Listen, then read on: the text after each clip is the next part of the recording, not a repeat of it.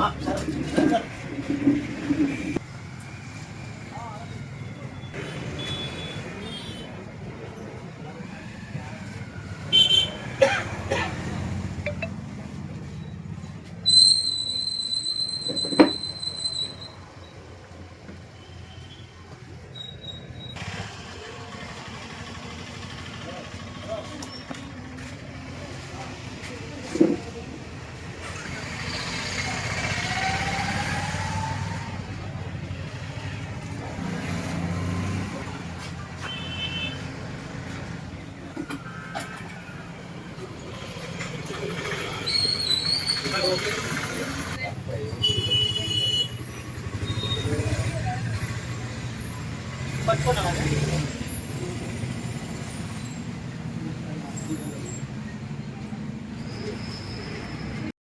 ఇప్పుడే పరీక్షించడం జరిగింది.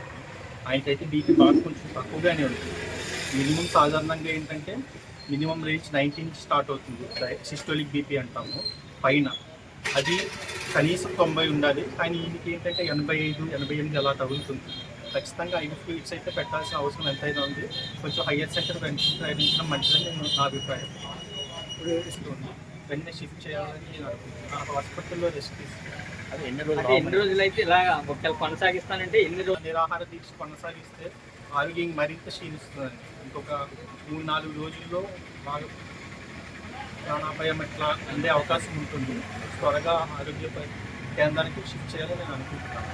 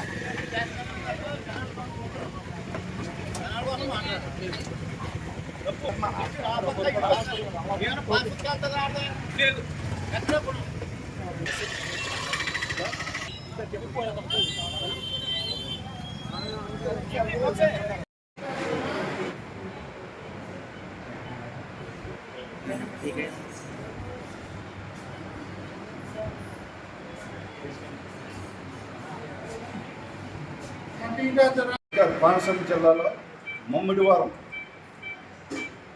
నియోజకవర్గానికి సంబంధించిన ఒక బస్ స్టాండ్ ఇక్కడ వైఎస్ఆర్ కాంగ్రెస్ ప్రభుత్వంలో మూసేయడం జరిగింది. మరి అప్పుడు ప్రభుత్వంలో ఇక్కడ ఉన్నట్టు స్థానిక ఎమ్మెల్యే కానీ మరి జగన్మోహన్ రెడ్డి గారి పరిపాలనలో కూడా చూస్తే అది ఆ కాంప్లెక్స్ తెరవకుండా మూసేయడం జరిగింది. చాలామందికి ప్రజలకి రాకపోకలకి ఇబ్బందులు కలుగుతూ ఉన్నది. అలాంటి టైంలో జగన్మోహన్ రెడ్డి గారు సాఫ్ట్వేర్ వీళ్ళగా కాంప్లెక్స్ చేస్తే కొంతమంది దాన్ని కబ్జా చేయడానికి చూశారు. అలాగే ఈరోజు మేము మాట్లాడుతూ ఉన్నాం. మరి కూటమి ప్రభుత్వం వచ్చిన తర్వాత ఆ కాంప్లెక్స్ మేము పునరుద్ధరణ మేము అనుకున్నాం. కానీ గడిచిన 13 నెలలు జరుగుతుంది.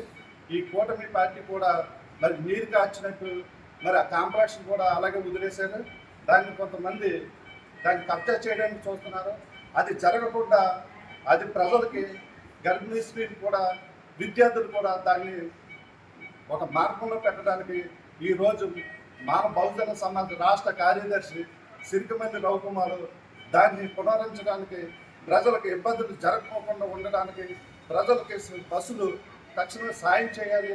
బస్సులు ప్రయాణికులకి ఇబ్బంది పడుతున్నారు, గర్భిణీ స్త్రీలు ఇబ్బంది పడుతున్నారు, విద్యార్థులు చదువుకోవడానికి టయానికి స్కూల్కి వెళ్ళడానికి చాలా ఇబ్బంది పడుతున్నారు. టయానికి వెళ్ళకపోతే పిల్లలు బయటకు ఎత్తేస్తున్నారు. అలాంటి సమయం ఇవన్నీ చూసి సిరికమంది రవికుమార్ తన మంచి ఆలోచనతో ఈ రోజుకి 28 రోజులు అవుతుంది. ఈ 29 రోజుల నుంచి నిరాహార దీక్ష కొనసాగించారు. అలాగే ఈరోజు మరి పోలీసు వారు కొంతమంది తీసుకొచ్చి ఆసుపత్రికి జాయిన్ చేయడం జరిగింది.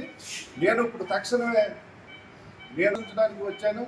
ఒక నాయకుడిగా నాకు బాధ్యత ఉంది కాబట్టి ఈ రాష్ట్రంలో దళిత సంఘాలంతా కూడా ప్రతి ఒక్కరూ కూడా మద్దతుగా నిలిచారు. రవికుమార్కి భారీ ఎత్తున మద్దతు తెలిపారు.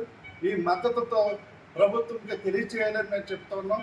అలాగే డిటో ఆరమ్మ గారితో మాట్లాడటం కూడా జరిగింది.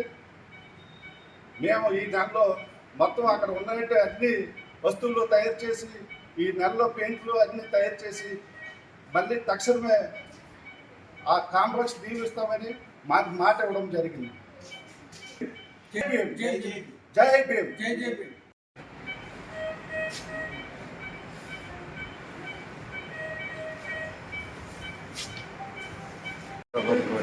మాల్వాడ రాష్ట్ర కలిసి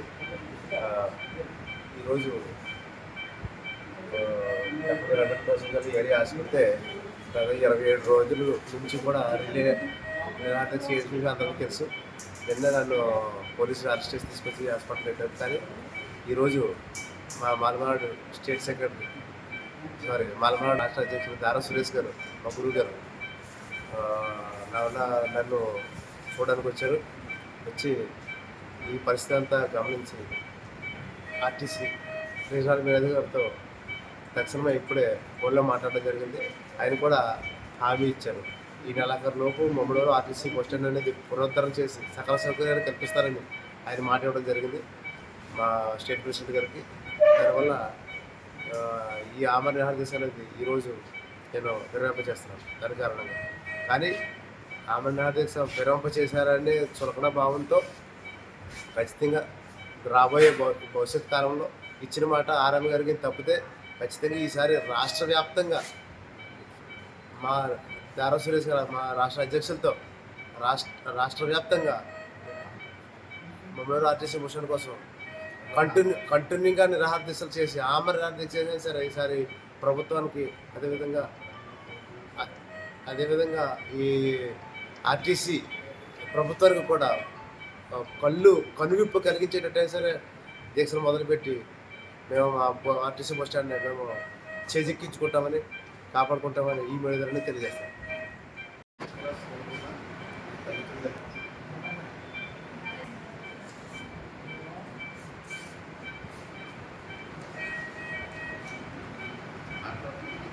అది కట్ చేసుకోండి, మాట్లాడు.